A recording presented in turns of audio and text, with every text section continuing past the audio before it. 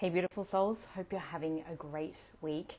And astrologically, we've got a lot going on still. And for all those people that are extra sensitive, it has definitely still been a really quite a wild ride. And we also have the blood moon lunar eclipse tonight at about 10:30 p.m. Australian Eastern Standard Time, or Daylight Savings Time, sorry. This eclipse is really the punctuation mark, I feel, on top of everything else we've been experiencing and feeling. And I really wanted to jump in and share a little bit more around what you need to know about living your most joyful and authentic life, because this is really what life is calling us to step into as we evolve, as we increase our frequency. Our frequency is nothing more than our vibration or our emotional state at the time at any given time. Our emotions literally are a representative of where we're at vibrationally or frequency wise at any point in time. So it's all one and the same thing. In terms of living your most joyful and authentic life, the first thing you absolutely need is, number one, is honesty. And this is firstly honesty with yourself. And sometimes that can be the hardest thing, is actually really getting real, getting really honest with how we really feel, with what lights us up, with what brings us joy, and what also doesn't feel good for us, or perhaps doesn't feel aligned for us anymore.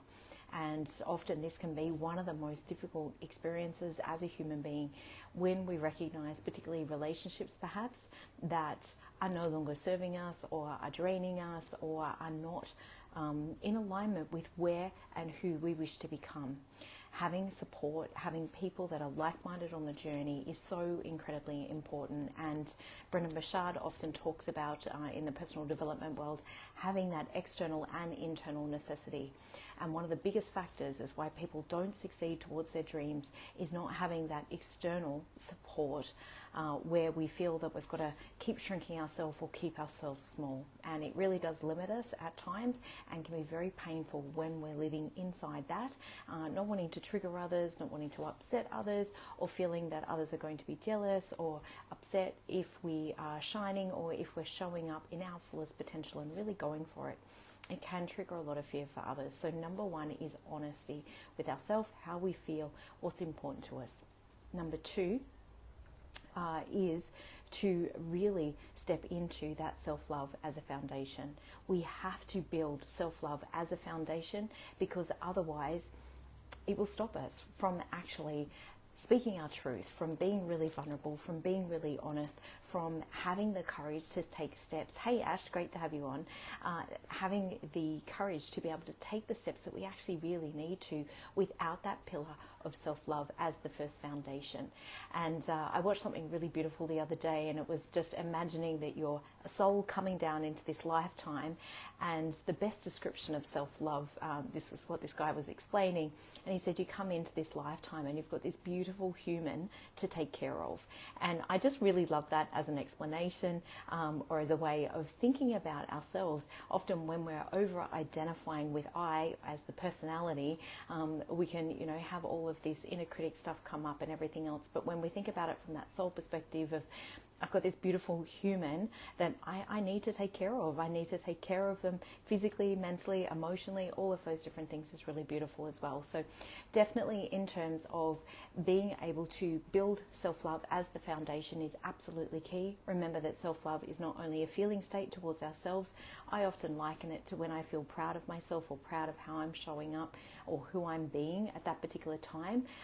That is the most accurate description for me personally of what I can explain around self-love, or what self-love really feels like. It's also compassion. It's also having self-trust, self-belief, all of these things. But self-love is not only a feeling, but it's actions. What do we do? Who are we when we're really loving and valuing ourselves? What do we tolerate? What don't we tolerate? There's so many things that can go into that aspect of self-love as a foundation. So we've firstly got honesty, firstly with ourselves, and obviously being honest with others. But we can't be honest with others until we've really gotten clear and gotten honest with ourselves.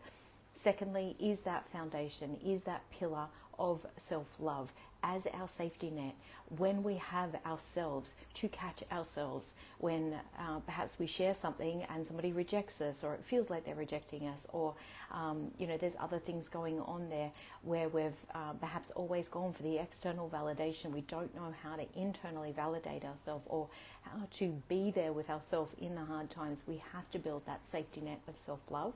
And thirdly, we have to have the courage to be able to listen to our intuition, to listen to those inner nudges.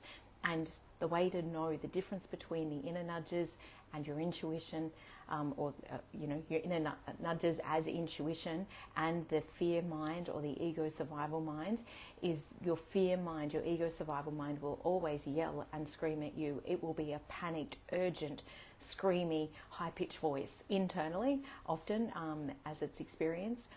And the intuition, the inner nudge, is just it's like an inner knowing, or just a gentle, constant whisper in your heart that, hey, this isn't for me, or this doesn't feel right for me, or something is up here, or write the book, or do the thing, build the business, create the relationship that you're wanting to. It could be any number of those things, but it's always generally a very calm, quiet voice that is repetitive over time. It will never force you. It will never be panicked or urgent from that particular sense. So definitely having the courage, and it does take courage to follow our heart, to follow our intuition, to follow our inner knowing, and even more so when it has the ability to impact somebody else's life or people that we care about's lives. It is one of the hardest things to do in terms of honouring ourselves, honouring our own journey and following our own heart. But I can assure you that it is the absolute key to being able to live your most joyful and authentic life. It takes a huge amount of bravery and courage to step into that energy and to take action around building a life that we love, and fear of failure, all of those different pieces. It's such an important piece, and that is why that pillar of self-love is such an important step there as well. So I hope this has been really helpful for you in terms of knowing the 3 key things. If you'd love to find out more about either journaling prompts or action steps that you can take, or the 12 pillars that I've really created around creating your most joyful life. I literally wrote a book about it called A Joyful Life, and I'll pop the link below for you for the Audible version. Of course, it's available on Kindle, ebook, or obviously paperback, or on Audible as well. It has some really, really powerful, literally from my most lived experiences. It was a book that I originally wrote for my daughters because I wanted to leave that wisdom that I learned through my own lived life experiences and what I was able to ascertain from everything that I've learned over the years in my own journey. I really wanted to leave that firstly as a legacy to my daughters, and I could really see that it could benefit so many people as well. And I've had such beautiful feedback over the years. I literally had a message from my cousin who only listened to it for the first time the other day. It's been out for a couple of years, but just timing wasn't quite right for her, and rang me in absolute tears of how much it had impacted her, how much it had supported her to really know and understand these pieces about herself, and how to reframe things and how to change things to be able to create a much more joyful life. So sending you all lots of love, particularly during these crazy astrological energetic times, particularly for all the sensitives out there. If you're like me, I am Cancerian and Cancer moon as well, so I feel all the feels on top of all the feels, as I'm sure if you're sensitive to the energies, you're probably feeling it all as well. So sending you lots of love from my heart to yours. Have a great week, and reach out if you have any further questions or anything else you need to know or you'd like to know moving forward. Have a great day.